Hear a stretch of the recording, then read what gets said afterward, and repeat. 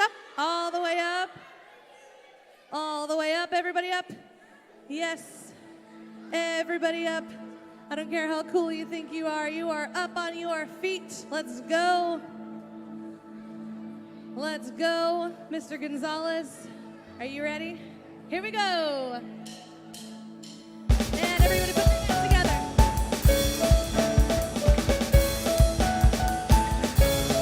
Whether you feel like it or not, put them together. Here we go. Take it away, Miss Price.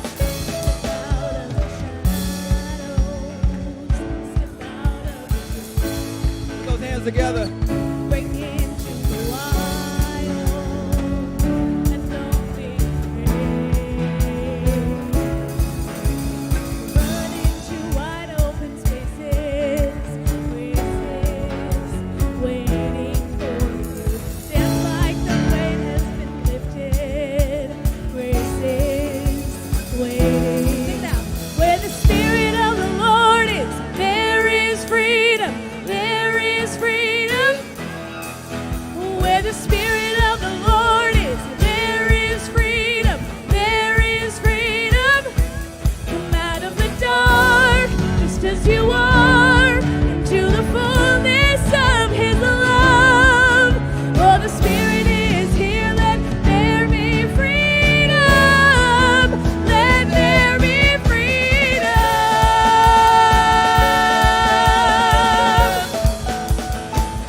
Bring all of your burdens, bring all of your scars. Come back to communion, come back to the start. Run into wide open spaces, graces waiting for you. Dance like the weight has been lifted, graces waiting. Here we go. Where the Spirit of the Lord is, there is freedom. There is freedom. Where the Spirit of the Lord is, there is freedom. There is freedom. Come out of the dark, just as you are, into the fullness of His love. Oh, the Spirit is here, let there be freedom. Let there be freedom.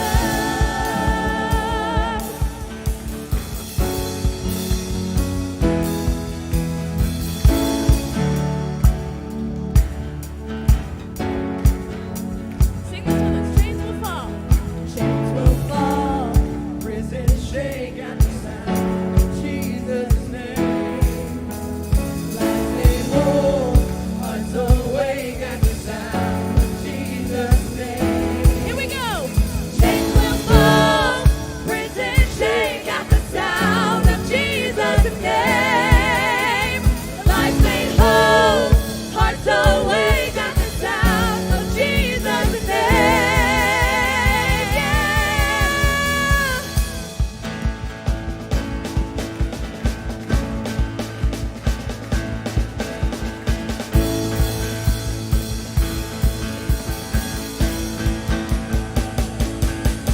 When the Spirit of the Lord is, there is freedom. There is freedom.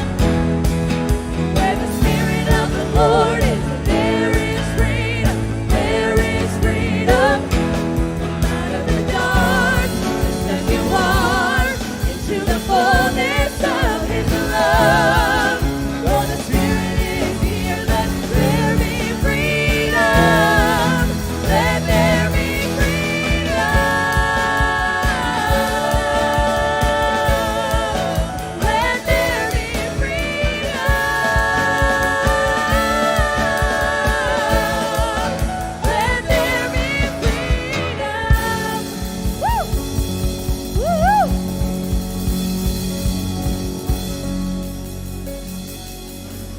Woo! All right. Whew. That was really good participation, you guys. So now here's the next one. You don't have to clap. So here's my caveat. Try singing this one. You've heard it before. Most of you have heard it before. And maybe, if you have the words, Maybe try closing your eyes and thinking for once, not about everybody around you, not about what they might be thinking of you. Plot twist, spoiler warning, they're probably not. They're thinking about them. And instead, think about the words. And whether you believe them or not, understand that they are true and they do apply to you. So give that a shot. This one is who you say I am. I believe that I am who God says I am. Do I feel like it all the time? Nah. Is it always the cool thing to do? No. But it doesn't change the fact that when God says that I am chosen, I am special, and I am loved, He means it. And that means that it's true. So here we go. Sing this with me. Who am I? Who am I that the highest King would welcome me? I was lost, but He brought me in. Oh, His love for me. Oh, His love for me. Who the Son sets free, oh, is free indeed. I'm a child of God. Yes, I am. Sing free at last. Free at last, He has ransomed me. Oh, His grace runs deep. While I was a slave to sin, Jesus died for me. Yes, He died for me. Who the Son sets free, oh, is free indeed. I'm a child of God. Yes, I am. In my Father's house, there's a place for me. I'm a child of God. Yes, I am. Sing, I am chosen. I am chosen, not forsaken. I am who you say I am. You are for me, not against me. I am who you say I am. Sing again. I am chosen, not forsaken. I am who you say I am. You are for me, not against me. I am who you say I am. I am who you say I am. Who the Son sets free, oh, is free indeed. I'm a child of God. Yes, I am. In my Father's house, there's a place for me. I'm a child of God. Yes, I am. Right where you are. Thank you. Right where you are. Be brave. Just close your eyes. Mine are closed in spirit, I promise. Close your eyes. Now, this is going to require a choice. But choose not to think about the stuff that might be stressing you out right now. If you're like Miss Kreitz, I literally don't know how to think of anything else. Here's something to think about. When that song says, you are chosen, that doesn't mean last. That doesn't mean by default. That means that God specifically chose you. You're not a last thought. You're not a last resort. You're not a leftover that I guess he'll settle for. No, he chose you first. Now, some of you, I can tell by the looks on your faces and how you worship that you know this already.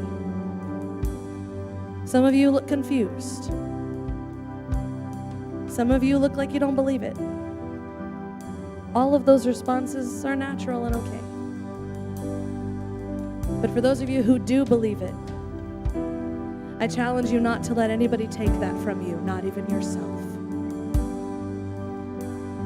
You keep declaring that over your life. God chose me. Those of you who are confused, I'm not sure what that means. That's okay. You can ask your Bible teacher.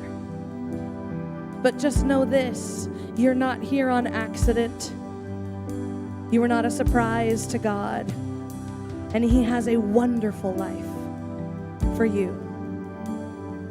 And for those of you who can't quite believe it yet, whether because life has taught you some pretty unfortunate things, or it's a little scary to have that much trust, I get it. But I will tell you from personal experience, where everyone else on this planet will let you down at some point, even you, God never will. So I know it's scary to believe. I know it's scary to be vulnerable. I know it's easier to pretend like you don't care. We know you care a lot. But as we get closer, as we do worship more often, try. Try. See what happens. Now I'd like, for those of you who want to sing I Am Chosen with me. If you don't, if you're not there yet, that's okay. But promise that you'll listen. Give those words a listen. And when they try to actually make it past your brain and into your heart, don't cut it off. Let it happen. So we're going to sing I Am Chosen. Here we go. I am chosen, not forsaken. I am who you say I am. You are for me, not against me. I am who you say I am. Sing again. I am chosen, not forsaken. I am who you say I am. You are for me, not against me. I am who you say I am. I am, and I am who you say I am. Who the Son sets free, oh, is free indeed.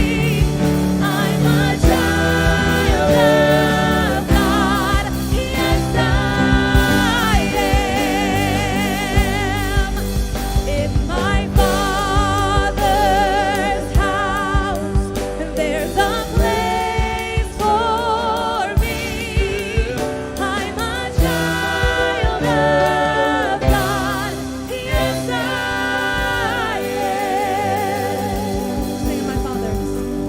In my Father's house, there's a place for me. I'm a child of God, yes I am. Dear Lord, thank you for every single student, staff member, teacher in this room. Thank you that we are all your kids. Thank you that you love us so much,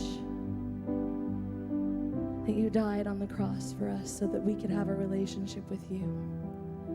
Thank you that every single person in this room has a purpose and meaning and a point to their life. And thank you that everyone in here is here for a reason. Even at this school. Thank you that we get to come to a school like this, where we can talk about you and worship you as much as we want. And thank you for the direction that all of these kids' lives are going to take this year. And I ask that you bless the speaker, that the words that come out of her mouth are what are needed and are at the right time, and that what she says is according to what you want your kids to hear. And in your name we pray. Amen. You may be seated. Thank you very much. Coalition of Teachers and Shirike, thank you for stepping in on the bass for us.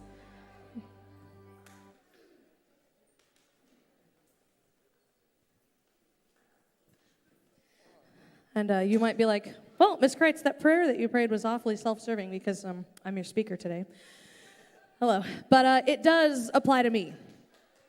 I prayed that for myself in private, and I prayed that for myself in public. Speaking to you is not something that I want to take lightly. Because it matters. You remember stuff like this.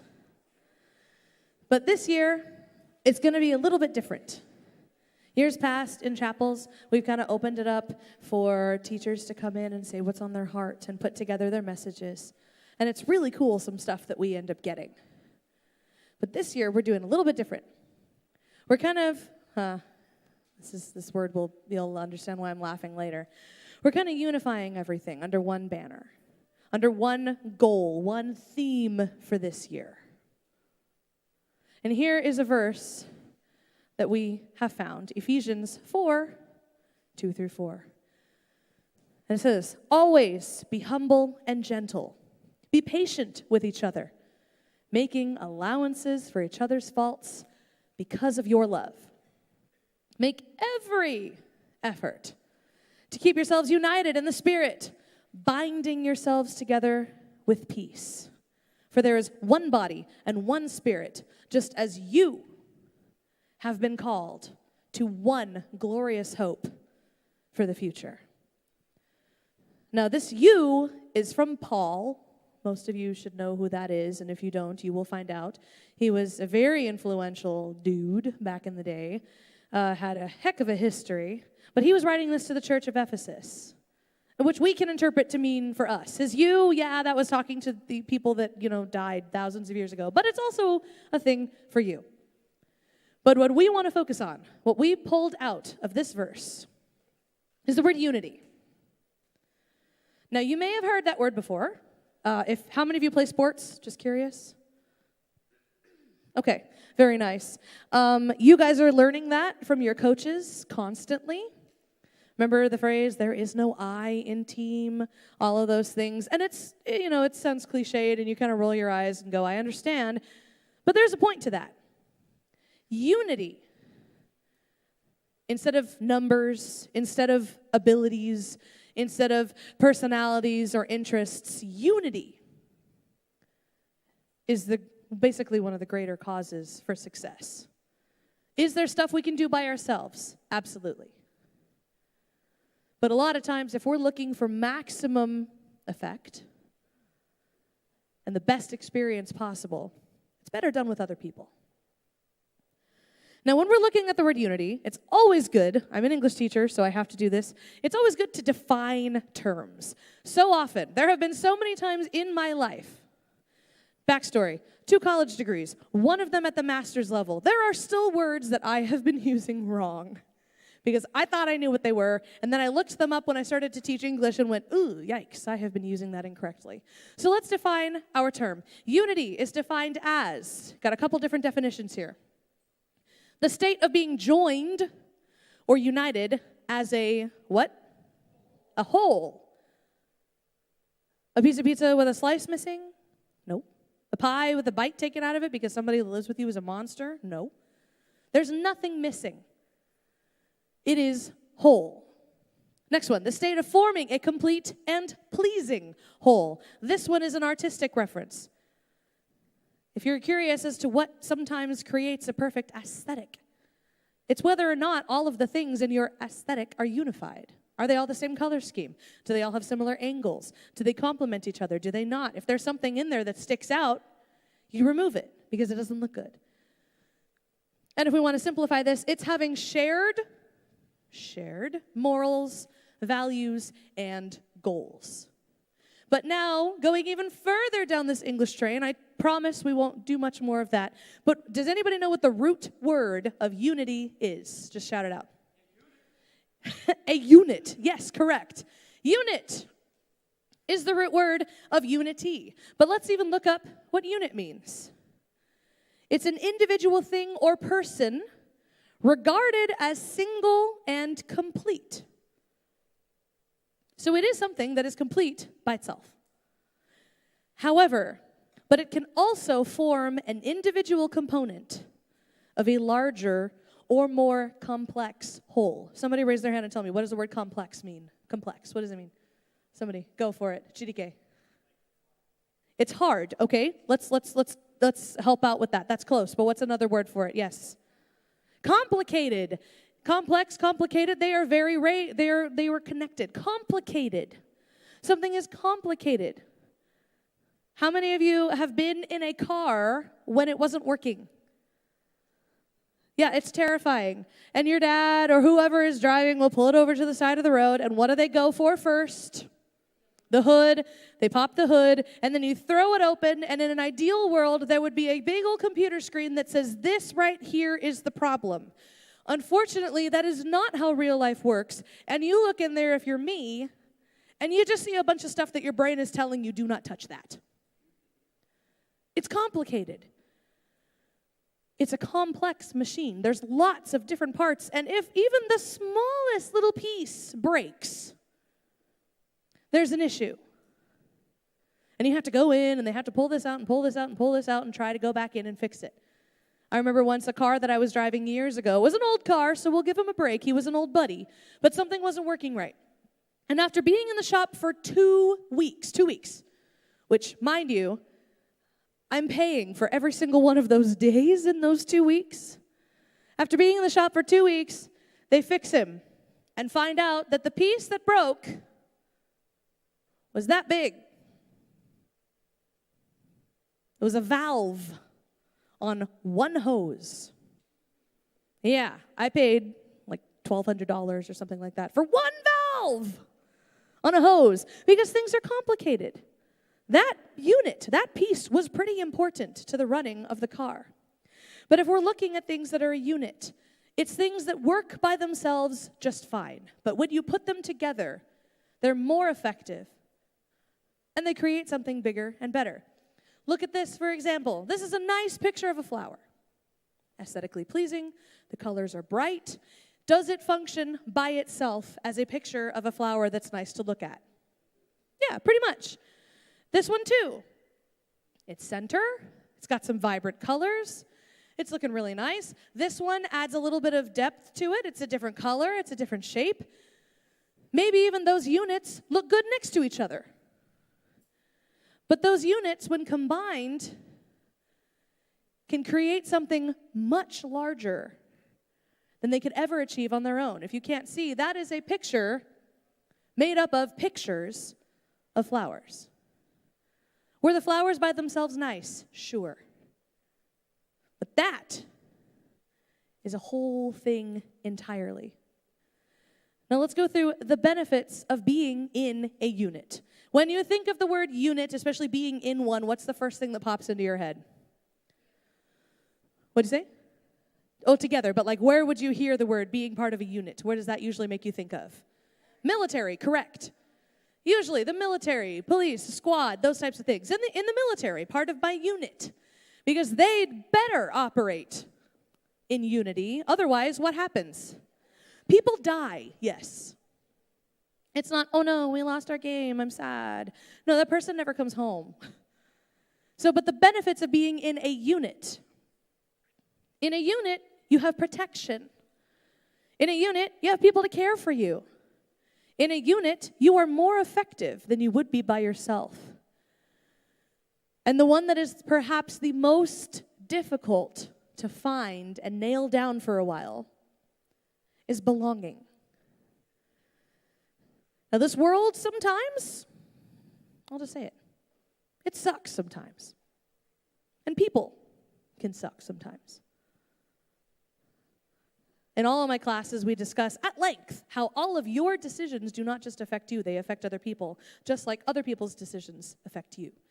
And sometimes, if the world hurts us, if our friends backstab us, if our parents don't live up to our expectations, if we fail ourselves and start turning inward, it's really easy to say, I don't need to be with people. I don't need anybody. I got myself. And for some people, maybe that works for a while. But every single person in this room, on this campus, on the planet, deep down, wants to belong to something. Wants to be missed when they're not there. Wants to have a seat saved for them. I don't have to worry about who I'm going to sit with at lunch because my friends have me a seat. Isn't that nice? Have you all been in both of those scenarios where you dread lunch because you don't know who you're going to go sit by and you have to walk up to somebody and I don't know if I'm going to be able to sit there and there might not be enough, versus, oh no, my friend's got me a seat.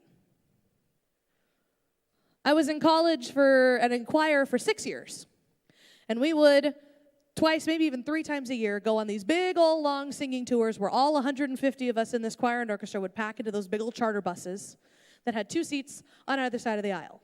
One of the number one things you must do is find yourself a bus buddy. Because nothing is worse than getting on this bus that you're going to be on, by the way, for 8 hours maybe, average, and getting stuck next to A, somebody you do not like, or B, somebody who's not fitting your vibe. Maybe your vibe is that you want to talk to pass the time. You need to sit by somebody who's going to talk to you. If your vibe is, I'm going to sleep, I'm going to knock out for the duration of this trip so I can block it from my memory, you'd better be sitting next to somebody who also wants to do that. But having that bus buddy, having that group, having somewhere to belong is something that we all look for. But when it comes to protection in care, we mentioned the military. Now this is an example of a Roman soldier. By himself, he really does look like an absolute unit. That guy is armed to the teeth. He looks like he knows his way around those weapons. He knows how to wear that armor. That is not somebody that I would want to encounter, as I am currently, with malicious intent. The helmet, it's a look. I don't know if it's intimidating me specifically. But him by himself, he looks like he could do a lot of damage. And even in groups. Even if you take that Roman soldier and copy him a bunch of times, they're pretty effective. If you're paying attention in world history, the Romans were basically the top of the food chain when it came to conquering the world. They ran into some problems when they changed their government system, but they were getting pretty darn close because they were very good. But as intimidating as they are, it was when they found out how to operate together, how to combine their efforts, how to take a unit and fit it into something that would protect and care for everyone around you. That bottom one right there is called the tortoise, the turtle. Why? Because that's what it looks like. They were really creative.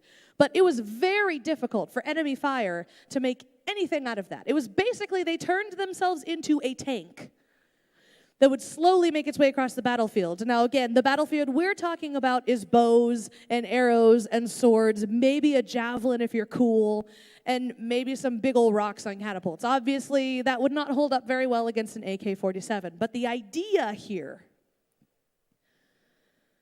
was that, yeah, a Roman soldier is strong by himself. But like that, they're unstoppable. They're protected.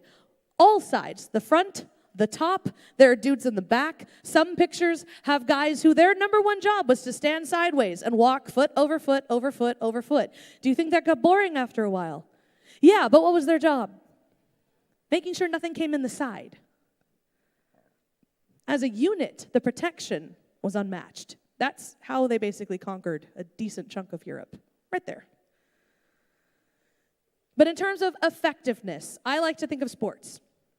I like to think of sports in this instance. I will be honest with you, I do not think of sports much else in other instances. It's not my thing. I don't really sport. But if you take an athlete like LeBron James, by himself, if he were to be on a basketball court by himself, would he still know how to play basketball? Would he still be able to make three-pointers? Would he still be able to do layups? Rebound his own layups if he's feeling fancy. He can still do all of that. And will he still be impressive? Yeah, probably. At least, and this isn't saying much, he'd be better than me. Therefore, I will enjoy watching him. But we don't go to those games just to watch LeBron James by himself. Maybe we're there to highlight him. But what is more interesting is how he plays with his teammates. The passes, the moves. On my Instagram, I liked one baseball video, one. And now the algorithm is like, you must love baseball. And it's like, no, I liked one because of whatever. But I keep getting these videos of these double and triple plays where, yeah, it was an impressive throw from the pitcher. But what impressed me more was that the first baseman was so in tune with him that he was ready for it. He wasn't even looking. Caught it without even blinking, tossed it to second, yeeted it to third, and they got them all out.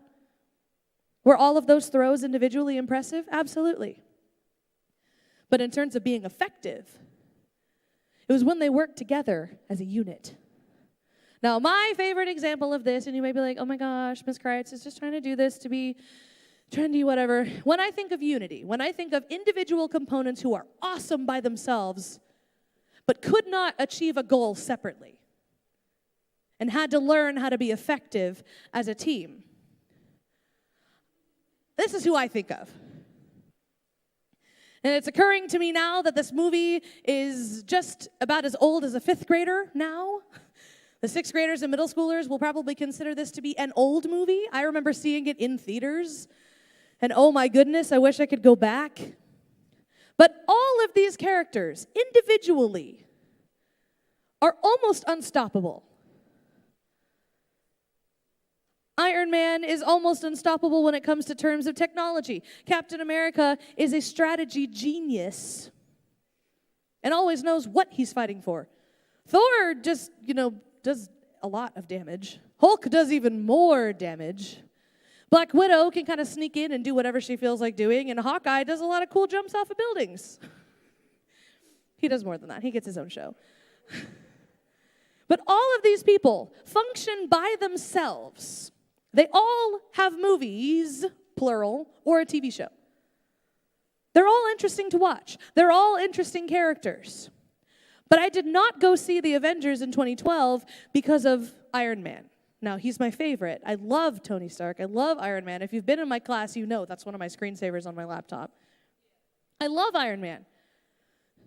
As much as I like watching Iron Man do stuff by himself, I can go watch Iron Man 1 and 2 if I want that. I watched this movie because it's more interesting to me to see that unit assembled. To see some of my favorite examples of a unit that work just fine by themselves join together into something almost infinitely more effective than they could be by themselves.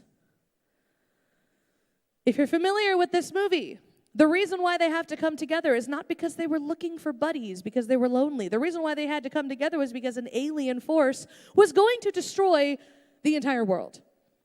Business as usual for them, apparently. And if you've watched the movie, did it work magically like this at the beginning? No. What were some issues we had? Did everybody get along perfectly? No. You got a bunch of different personalities, and more importantly, you have a bunch of people who are either used to working alone or used to giving orders. Now think about why people who are used to working alone and people who are used to giving orders would not work well together. There's a big conflict of personality there. There's a big conflict with pride.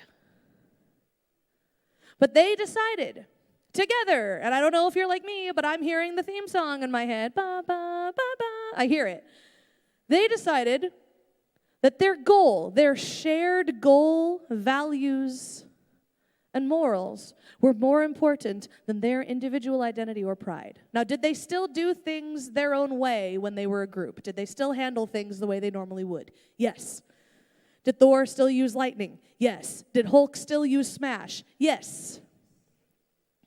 Did Hawkeye make some shots that he never should have been able to make while looking completely the other way? Yes, he did. Still all did what they do best. But now they've got a goal. And now they have people to A, look out for, and B, people to look out for them. People to have their back. If Tony had been fighting this battle by himself, he would have died. If he had fallen from the closing wormhole in space and didn't have a team down there waiting for him, he would have died. If he didn't have Hulk there to catch him, he would have been done. It would have been a big heroic deed, and he still would have accomplished his goal, but he would have been dead. And that could be said for all of them.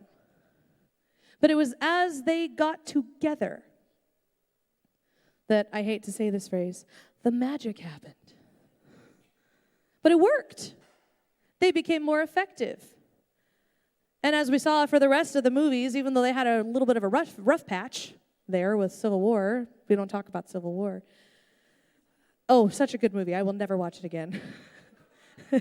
Just like, I think it was Black Widow at one point who was like, can we just talk about this? And Tony and Steve were too busy testosteroning and said, no. I was like, great, all right, thanks. Well, I guess go beat each other up then. Have a blast. I understand both sides of this.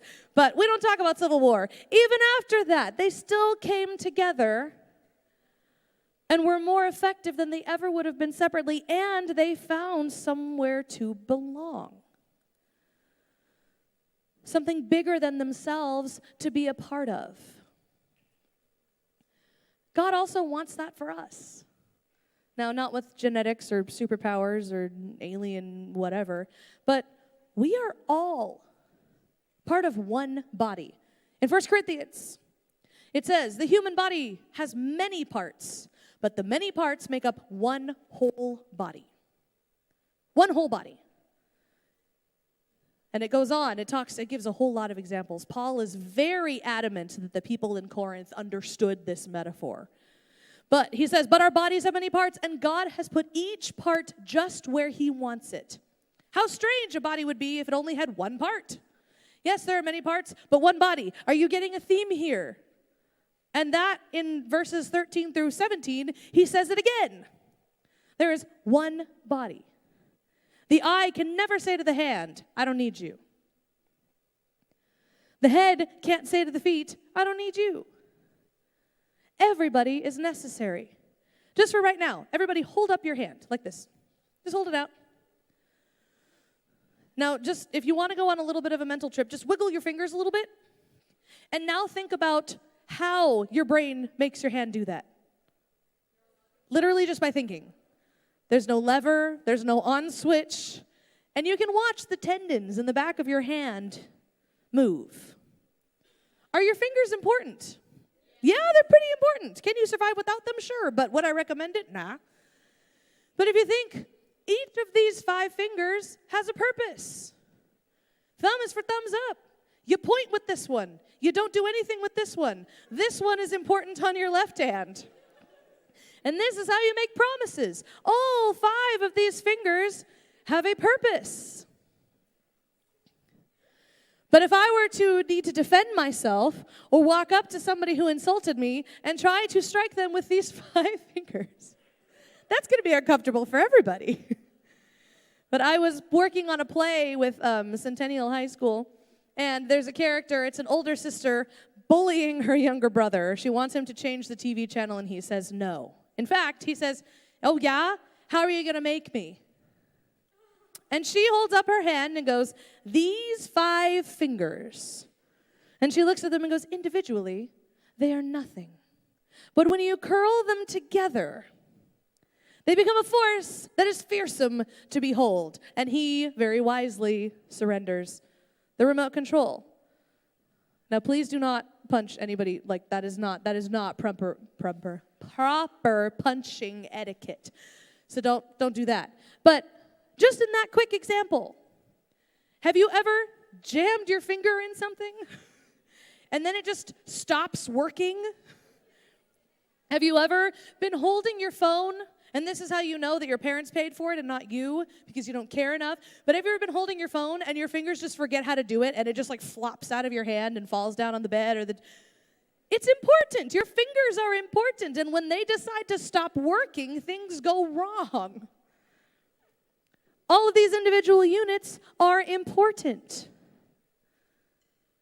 Imagine if your heart just decided one day, I'm not really feeling appreciated, and I don't know if anybody would even miss me, so I'm just not going to come in today. How would that work out for you? For your unit, for your body? It would not. In fact, that happens to people. And if they're lucky, they come back. What if your lungs decided, I'm tired. I don't want to do this anymore. That's an awful way to die. At least with a heart stopping, it's instantaneous, but with your lungs, that's ugh. Or even worse, what if your stomach decides, I don't feel like digesting food or giving you nourishment anymore?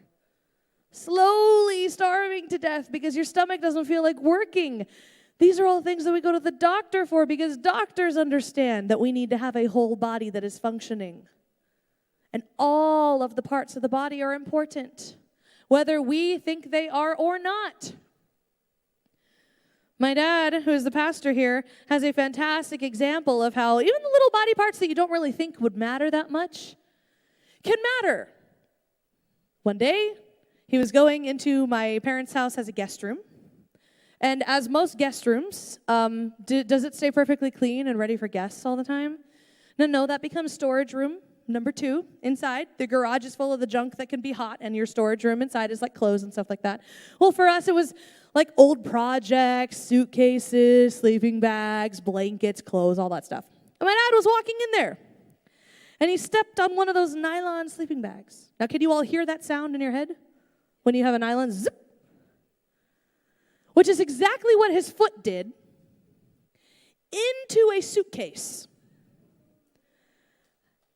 And his foot was so close, but the pinky toe, yes, got stuck on the side of the suitcase, going at full velocity.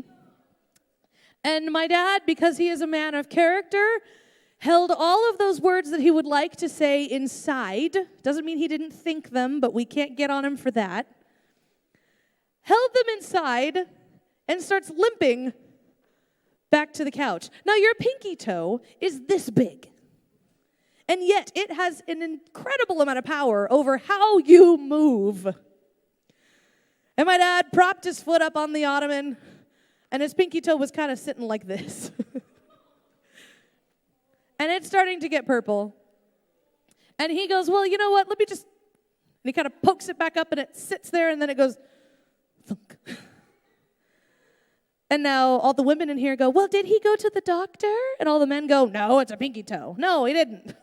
So he was limping around on that stupid pinky toe for a while. And the doctor probably wouldn't have done much. It would have been like, okay, limp. Here's a cast. Maybe. But can you imagine a cast for your pinky toe? That would be so extra. But even something this big, a body part that none of us really think about. Ladies, we probably do when we're getting our nails done or trying to paint our nails because it's just like, where is it? Where did it go? But even a body part that seemingly insignificant has the power to change an entire day. Now do this thought experiment with me. Imagine for a moment, not that there's no heaven, but imagine for a moment what this school would be like if we won recognized that we are all part of the same body, and therefore, bless you, all important. First of all, what if we did that? Secondly, what if instead of when we see somebody do something we think is dumb, or see somebody do something that we think isn't cool or lame, or if we see somebody do something that we don't agree with, what if instead of our first instinct to be to call them out for it, publicly humiliate them, or get antagonistic, was to recognize, wait a minute, they're on my team. Wait a minute, how they perform affects me. What if we recognize that we were all on the same team, and instead, going back to the Bible verse at the beginning of this, what if we made allowances for people's mistakes because we remember, hey, wait a minute, I've made a mistake before. And it really sucked when people rubbed it in my face. Or, hey, wait a minute, I've made a mistake before. And boy, am I glad the people around me were nice about it. What if we saw ourselves instead of little groups and, oh, we can't hang out with them because they're a certain part of that group, or, oh, we can't hang out with them because they watch anime, or we can't hang out with them because they don't like this sport. What if instead of doing that, what if we recognize we are all the same group with little parts in it that make it cool and interesting and complicated? What if we went about our day like that? Now, to some of you, maybe that's how you live already. Maybe that's why your friend group is healthy. Maybe that's why you've had the same friends for years, because you know how to show grace. You understand that you're unified. But what would happen to this campus in terms of you guys individually and overall effectiveness as a school? Individual, your goal is to succeed. Your class's goal is to pass. Your team's goal is to win. The school's goal is to grow, and not just grow meaning bigger, but grow in its ability to minister to people. Grow in how good it is at certain things, sports, academics, performing arts. Christians, our goal is to be one body. Even though we were created that way, it's still, bless you, our choice whether or not we do that. So I love challenges. I challenge you. What if we lived this way? I got two versions because they're both good. Dear brothers and sisters, I close my letter with these last words. Be joyful, grow to maturity, encourage each other. Not bad-mouthing, not starting group chats so that you can tear them down, not making faces behind them as they walk away, not doing one of those in your class when they say something dumb. Encourage each other. Live in harmony and peace. Then the God of love and peace will be with you. The next verse is Mr. Pankey's favorite version. Finally, brothers, rejoice. Aim for what? Restoration. To restore means to make it better than it was when you got it. Have you ever seen those videos where they take like a beat up pair of Air Jordans and they like clean them to where they were in pristine condition and maybe they add something to them? They're more valuable now because they've been restored. Did it take a lot of effort? Yeah. Was it worth it? Yeah. Agree with one another, even if you don't. Who cares? It's a petty little squabble. Agree to disagree. That doesn't mean that you hate them. That means that you see things differently, and that's what makes you unique. Live in peace. What if we were unified like this? Personally, I think it's possible. Is it going to be easy? No. Most things in life worth having aren't. Is it possible? Yeah. But it's going to require a choice from every single person in this room. Teachers included, staff included. We have to remind ourselves of that too. It's a little easier for us because we're more mature. We've been through more things. But it starts with you guys. So I'm going to pray really quick, and then you guys will go. Dear Lord, thank you for today. Thank you so much that we get to do this. Thank you for this opportunity to talk with your kids about you. Lord, I ask that they have a fantastic rest of this day and this week, and they get rest this weekend so they can come back on Monday and do it all over again. And in your name we pray. Amen. All right, have a great day. See you guys later.